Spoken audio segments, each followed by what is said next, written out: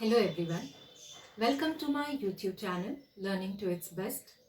Today we will look into the poem Megh Aaye by Sarveshwar Dayal Saxena. This poem is included in Class 10 ICSE syllabus. So let's begin. मेघ आए मेघ आए बड़े बन ठन के सवर के आगे आगे नाचती गाती बयार चली दरवाजे खिड़कियां खुलने लगी गली गली पाहुन ज्यों आए हों गांव में शहर के मेघ आए बड़े बन ठन के सवर के। इस कविता में श्री सर्वेश्वर दयाल सक्सेना जी ने मेघों की तुलना शहर से बन ठन कर सज सवज कर आए मेहमान यानी दामाद से की है, जिसके आगमन से प्रकृति में हलचल मच गई है। मेघ आए बड़े बन ठन के सवर के, यहाँ बन ठन के का अर्थ सज धज के है। कवि कहते हैं कि आकाश में बादल घिर आए हैं। बादलों को देखकर ऐसा लग रहा है जैसे गांव में शहर से किसी का दामाद बन ठन कर आया है और उसे देखने के बाद लोगों में प्रसन्नता भर गई हो। आगे आगे नाचती गाती बयार चली, यहाँ बयार का अर्थ हवा है। जिस प्रकार दामाद के आने की सूचना ग्रामवासी अत्यंत उत्साह के साथ देते हैं, उसी प्रकार पूरब दिशा से चलने वाली ठंडी हवा नाचती गाती हुई बादलों के आगमन की सूचना देती है। दरवाजे खिड़कियां खुलने लगी गली गली, यानी पूर्वाई हवा के चलने से लोगों के घरों की दरवाजे और खिड़कियां खुल जाती हैं, अर्थात लोग भी मेघ रूपी दामाद को देखने के लिए दरवाजे खिड़कियां खोल देते हैं। पाहुन ज्यों आए हों गांव में शहर के, मेघ आए बड़े बन ठन के सवर के। यहाँ पाहुन का अर्थ दामाद से है। जैसा कि आप जानते हैं, गांव का माहौल बहुत ही साधारण होता है। वहां जब कोई शहर से मेहमान के रूप में आता है तो वो आकर्षण का केंद्र बन जाता है। यहाँ मेघों की तुलना गांव के दामाद से की गई है, जिनका पूरा गांव सम्मान करता है और वो कभी कभारी गांव में आता है, इसलिए वह बहुत सज सवर कर और बन ठन कर एक आदरणीय मेहमान के रूप में आया है। पेड़ झुक झांकने लगे गर्दन उचकाए, आंधी चली धूल भागी घाघरा उठाए, बाकी चितवन उठा नदी ठिठकी घूंघट सरकाए, मेघ आए बड़े बन ठन के सवर के। इन पंक्तियों में कवि ने पूरे एक साल के बाद आने वाले बादलों का तथा प्रकृति की प्रतिक्रिया का बड़ा सजीव चित्रण किया है।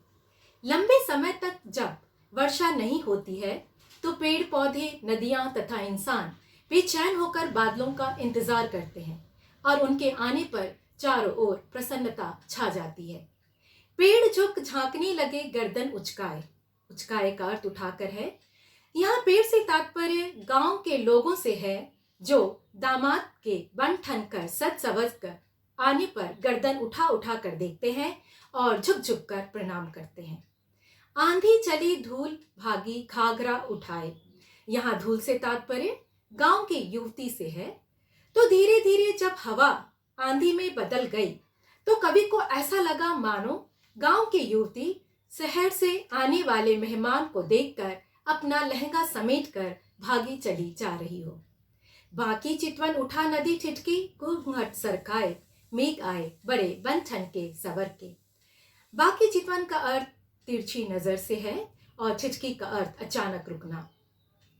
यहाँ नदी से तात्पर्य गांव की वधुओं से है, जो दामाद के बन ठन कर आने पर अपना घूंघट हटाकर थोड़ा रुक कर तिरछी नजरों से बन ठन कर आए दामाद को देखने लगती हैं।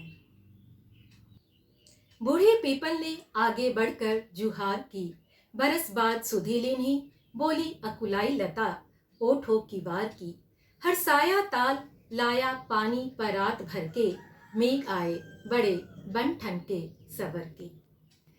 बूढ़े पीपल ने आगे बढ़कर जुहार की, यहाँ जुहार का अर्थ अभिवादन है। जिस प्रकार घर का बड़ा बूढ़ा घर आए मेहमान का स्वागत करता है, उसी प्रकार बूढ़े पीपल ने मेघों का स्वागत किया।